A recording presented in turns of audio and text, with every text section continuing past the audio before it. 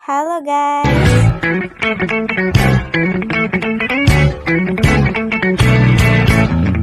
nama saya Nur Mudrika dari kelas 1A dengan NIM 2425 15018. Saya akan membawakan tugas dengan judul seperti yang di atas.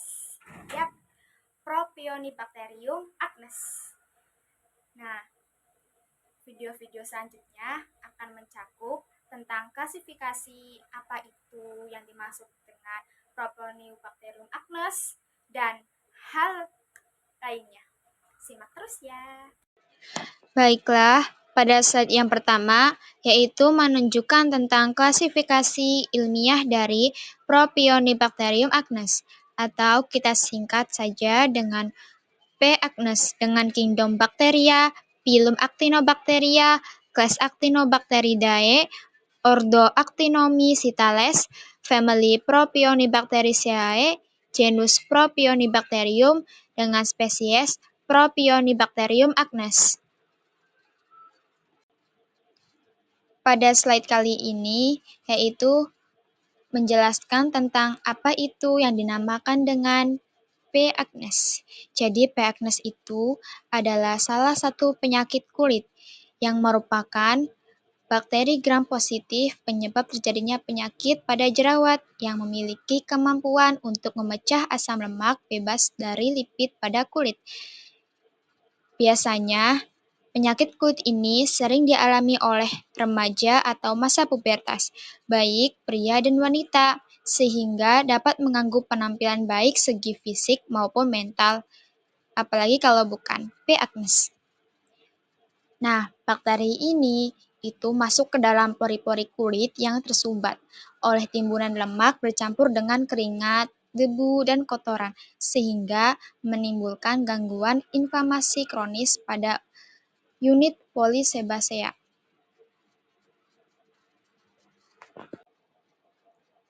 Maka dari itu, P. acnes termasuk dalam kelompok bakteri Sorinebacteria. Bakteri ini termasuk flora normal pada kulit. P. acnes berperan dalam patogenesis akne dengan cara memecah komponen sebum, yaitu trigliserida, menjadi asam lemak bebas yang merupakan mediator pemicu terjadinya inflamasi. Tak heran kalau jerawat merupakan suatu penyakit peradangan kronik yang terjadi pada permukaan kulit, seperti contohnya pada wajah, leher, dada, dan punggung.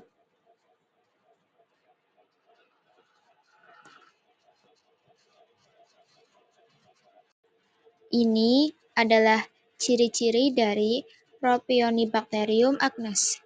Ada 3, yaitu berbentuk batang tak teratur pada pewarnaan yang terlihat pada pewarnaan gram positif. Yang kedua, berbentuk filamen. Yang ketiga, berbentuk kokoid.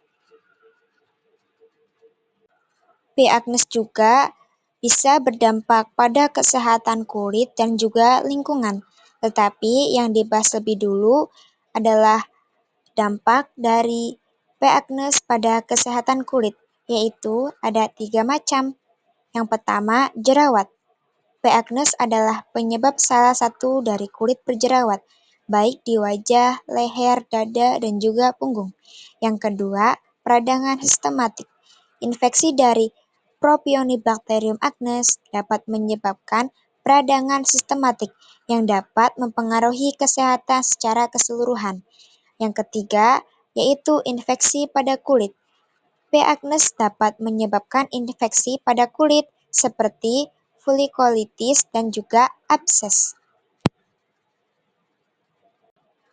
Selanjutnya adalah dampak P. acnes pada lingkungan. Yang pertama adalah peradangan kulit. P. acnes dapat menyebabkan peradangan pada kulit, terutama pada kulit wajah, yang dapat memperburuk kondisi jerawat. Yang kedua, kerusakan kulit. Infeksi P. acnes juga dapat menyebabkan kerusakan kulit seperti pembentukan nanah dan luka. Yang ketiga, perubahan pH kulit. P. acnes dapat mengubah pH kulit seperti membuatnya lebih asam yang dapat mempengaruhi keseimbangan mikrobiota kulit. Yang terakhir adalah pengaruh pada mikrobiota kulit. P. agnes dapat mempengaruhi keseimbangan mikrobiota kulit, dapat menyebabkan perubahan pada komposisi bakteri kulit. Awal kemunculan P. agnes adalah disebabkan oleh penyumbatan folikel rambut dan kelenjar minyak oleh sebum dan sel kulit mati, yang kemudian memicu perkembangbiakan bakteri secara berlebihan. Atau secara singkatnya, yaitu akibat kelenjar minyak kulit yang terlalu aktif, sehingga pori-pori kulit akan tersumbat oleh timbunan lemak yang berlebihan. Nah, apabila timbunan ini bercampur dengan keringat, debu, dan kotoran lain, maka akan menyebabkan munculnya komedo, popula, pustul, nodul, dan jaringan parut. Lebih rincinya, yaitu bisa dari berikut. Yang pertama, penyumbatan folikel rambut. Yang kedua, perkembangan bakteri. Yang ketiga, peradangan. Yang keempat, faktor lainnya, seperti contohnya selama masa pubertas. Pencegahan P. agnes secara ilmiah. Pencegahan secara ilmiah ini fokus pada menjaga kebersihan kulit, menghindari sentuhan tangan kotor pada wajah, dan menggunakan produk perawatan kulit yang tepat, serta menghindari penggunaan antibiotik secara berlebihan. Beberapa penjelasan ini juga yaitu pencegahan sederhana untuk P. agnes. Yang pertama, cuci muka secara teratur. Cuci muka dengan sabun yang lembut dan tidak mengandung bahan yang keras, terutama setelah aktivitas yang menyebabkan keringat atau paparan polusi. Yang kedua, hindari sentuhan tangan kotor ke wajah. Tangan seringkali membawa kuman dan bakteri, jadi hindari menyentuh wajah dengan tangan yang kotor. Yang ketiga, gunakan handuk bersih. Gantilah handuk secara teratur dan pastikan handuk yang digunakan untuk wajah bersih. Penjelasan singkat lainnya dari pencegahan P. agnes. Yang pertama adalah berasal dari produk perawatan kulit. Maka dari itu penting bagi kita untuk memilih produk perawatan kulit yang tidak mengandung bahan-bahan yang dapat menyumbat pori-pori, seperti minyak mineral atau alkohol. Hindari juga penggunaan produk yang terlalu keras, karena dapat merusak lapisan pelindung alami kulit dan menyebabkan iritasi. Perhatikan kandungan bahan aktif juga seperti benzoil peroxide, asam salisilat, dan retinoid dapat membantu mengontrol pertumbuhan C. agnes. Yang kedua adalah gaya hidup sehat. Gaya hidup sehat bisa mencakup mengonsumsi makanan sehat, mengelola stres, dan istirahat yang cukup. Yang terakhir adalah hindari penggunaan antibiotik berlebihan.